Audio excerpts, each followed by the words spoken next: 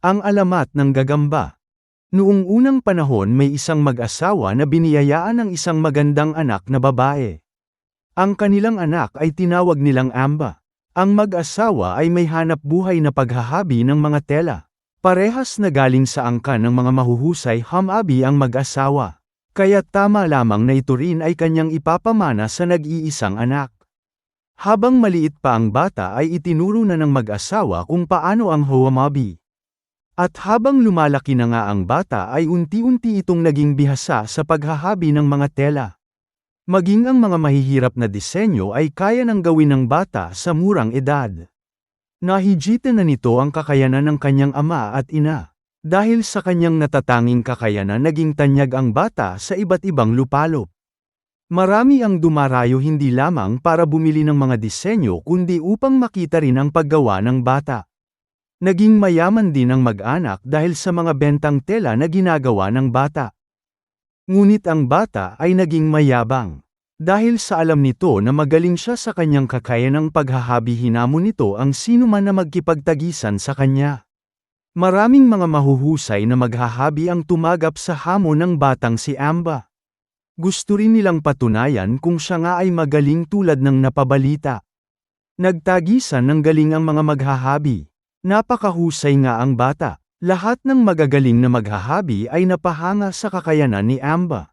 Nilaos sila ng bata at dahil dito mas lalong yamabang ang bata. Sabi niya, wala nang makakatalo sa kanyang kakayanan. Maging ang mga Diyosa ay kanyang hinamak na wala nang ang makahihigit pa sa galing niya. Narinig ng mga Diyosa ang kayabangan ng bata. Hindi na sila nasisiyahan sa nagiging asal ng bata.